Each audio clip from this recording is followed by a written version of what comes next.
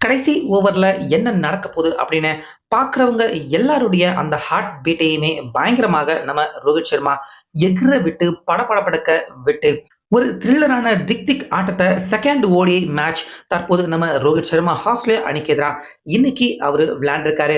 அது மட்டும் இல்லாம நம்ம இரட்டை சதம் அடிக்கும் நாயகன் தற்போது இன்னொரு வேர்ல்டு ரெக்கார்ட் பிரேக்கிங் சாதனைய இப்ப சற்று கொஞ்ச நேரத்துக்கு முன்னாடி ஆஸ்திரேலியா மண்ணுல நம்ம ரோஹித் சர்மா நிகழ்த்தியிருக்காரு.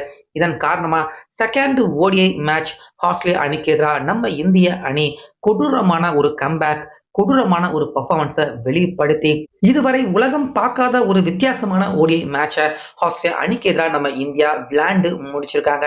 ஸோ அந்த ஆட்டத்திற்கான ஃபுல் டீடைல், ஃபுல் ஹைலைட்ஸ் எல்லாமே என்னென்ன அப்படின்னு தெளிவா டீடைலா இந்த வீடியோவில் இப்ப பார்க்கலாம். வீடியோவை நீங்க கொஞ்சம் ஸ்கிப் பண்ணாம மட்டும் பாருங்க. ஸோ ஆஸ்திரேலியா மண்ணில் நம்ம இந்திய அணி ஏற்கனவே ஃபர்ஸ்ட் ஓடிஐ மேட்ச் நம்ம இந்தியா பேட்டிங்காக இருக்கட்டும், அதே போல போலிங்காக இருக்கட்டும், 2 செக்ஷன்கள்லையுமே ரொம்ப மோசமா விளையாண்டு படுதோல்வி, ரொம்ப பெரிய படுதோல்வியை அடைஞ்சிருந்தாங்க. இப்படி இருக்க செகண்ட் ஆட்டம் விளையாடுறதுக்காக நம்ம இந்திய பிளேயர்கள் அதே போல ஆஸ்திரேலியா பிளேயர்கள் எல்லாருமே அடிலேட்டுக்கு நேத்தே வந்து இறங்கிட்டாங்க. ஸோ வந்த கையோட நம்ம இந்திய பிளேயர்கள் எல்லாருமே அதே போல ஆஸ்திரேலியா பிளேயர்கள் 2 பேருமே சேர்ந்து வார்ம் அப் மேட்ச்ல இன்னைக்கு காலையில விளையாண்டுருக்காங்க.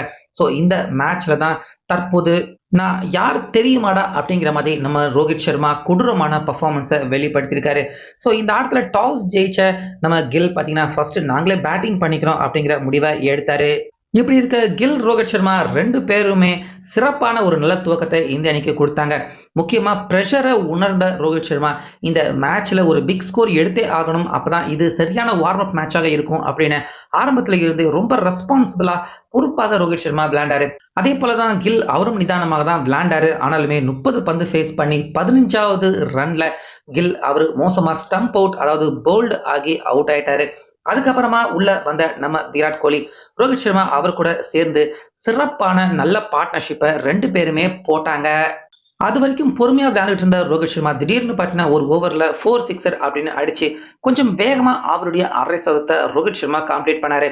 மறு முனையில விராட் கோலி அவரும் சிறப்பா விளையாட 2 பேருமே இன்னைக்கு இந்திய அணியின் ஸ்கோரை எங்கேயோ கொண்டுட்டு போக போறாங்கடா அப்படின்னு நினைச்சுக்கிட்டு இருக்கப்ப விராட் கோலி பாத்தீங்கன்னா எதிர்பாராத விதமா கீப்பருக்கு கேட்சை கொடுத்து 37 பந்துக்கு 35 ரன், ஒரு சிறப்பான அற்புதமான இன்னிங்ஸ் விளையாண்டாரு.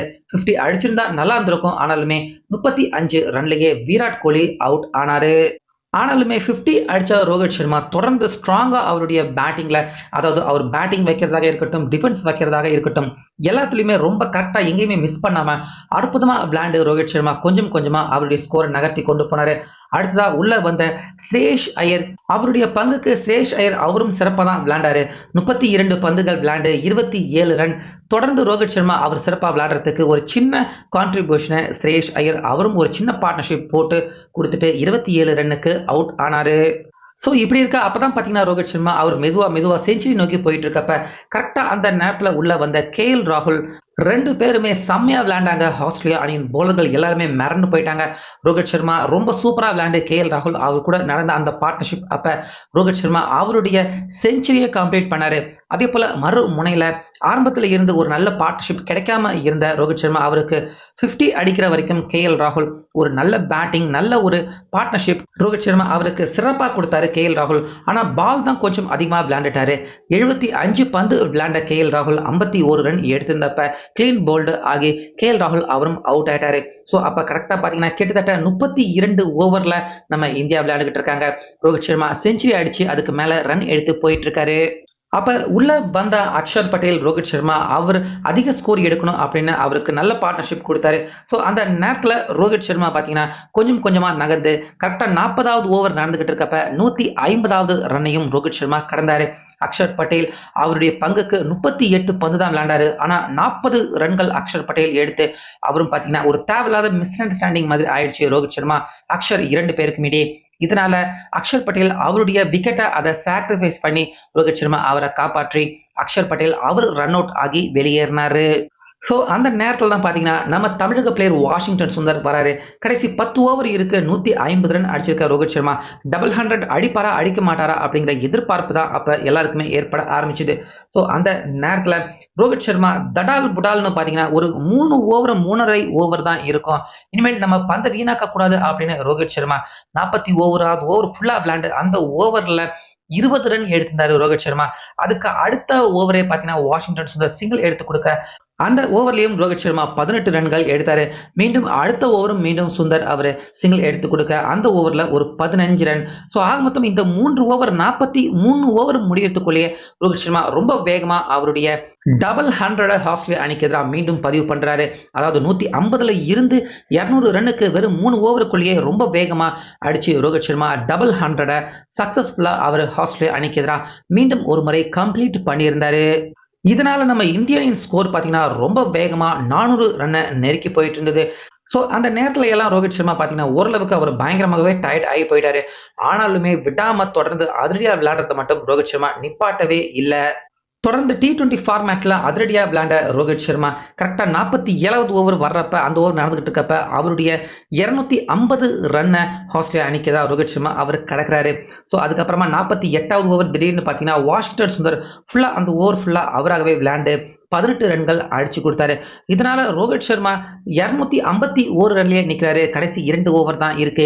264 அப்படிங்கிற ரோஹித் சர்மா அவருடைய அந்த ஓடிஐ ஸ்கோர்லயே மிகப்பெரிய ஹையஸ்ட் இண்டிவிஜுவல் சிங்கிள் மேன் ஸ்கோரை ரோஹித் சர்மா அவரே இந்த மேட்ச்ல பீட் பண்ணுவாரா அப்படிங்கிற எதிர்பார்ப்பு எல்லாருக்குமே பார்த்தீங்கன்னா ஏற்பட ஆரம்பிச்சது.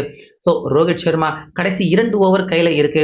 இன்னும் ஒரு 15 ரன் எடுத்தாருன்னா அவருடைய ஸ்கோர் அந்த ரெக்கார்டை ரோஹித் சர்மா அவரே சாதனையை பிரேக் பண்ண முடியும். இதை ரோஹித் சர்மா நிகழ்த்துவாரா அப்படிங்கிற எதிர்பார்ப்பு எல்லாருக்குமே ஏற்பட்டுச்சு. ஆனா ரோஹித் சர்மா பெருசா கஷ்டப்படல. 49வது ஓவர்ல 3 4 ஒரு சிக்ஸர் அடிச்சு அந்த ஓவர்ல ஒரு 18 ரன். அதுக்கு அப்புறமா கடைசி ஓவர்ல full and full Washington Sundar அவரே பார்த்தீங்கன்னா அதிரடியா விளையாண்டுட்டாரு.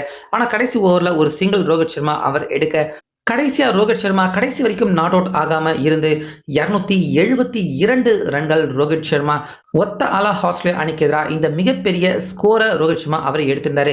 ஏற்கனவே ஓடிஐ வேர்ல்டு கிரிக்கெட் லெவல்ல ரோஹித் சர்மா அவர் தான் 264 ரன்கள் ஸ்ரீலங்கா அணிக்கு எதிராக இண்டிவிஜுவல் ஓடிஐக்கான ஹையஸ்ட் ஸ்கோர் இதுதான் அப்படிங்கிறது நம்ம எல்லாருக்குமே தெரியும்.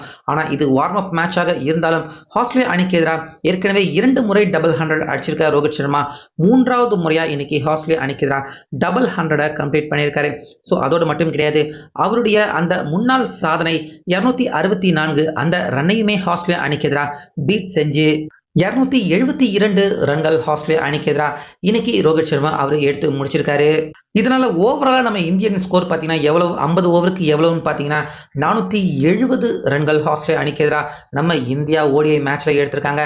ஃபர்ஸ்ட் ஓடிஐ மேட்சை நம்ம இந்தியாவை ரொம்ப மோசமா தோல்வி அடைய வச்ச ஆஸ்திரேலியா அணிக்கு சரியான ஒரு பழிக்கு பழி வழங்கும் விதமா அடிலேட்ல நடந்த இந்த செகண்ட் ஓடிஐ மேட்சுக்கான ஒரு முன்னோட்டம் வார்ம் அப் மேட்ச்ல நம்ம ரோஹித் சர்மா அவருடைய 2 முந்தைய சாதனையை ஒரே மேட்ச்ல பிரேக் பண்ணியிருக்காரு.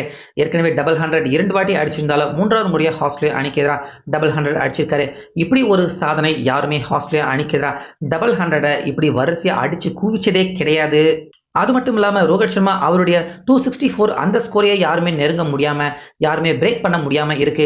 அதையுமே கூட இன்னைக்கு மீண்டும் ஒரு முறை ரோஹித் சர்மா 272 ரன்கள் அடிச்சு அந்த சாதனையுமே பிரேக் பண்ணியிருக்காரு. இப்படி இருக்க இந்த இமாலய ஸ்கோரை சேசிங் பண்ண வந்த ஆஸ்திரேலியா அணி அவங்களால அடிச்சிருக்க முடியும் அப்படின்னு நினைக்கிறீங்க? சத்தியமா இந்த ஸ்கோர் கிட்ட அவங்க நெருங்க கூட முடியல. ஆஸ்திரேலியா அணி 205 ரன்னுக்கு 10 விக்கெட்டையுமே இழந்துட்டாங்க.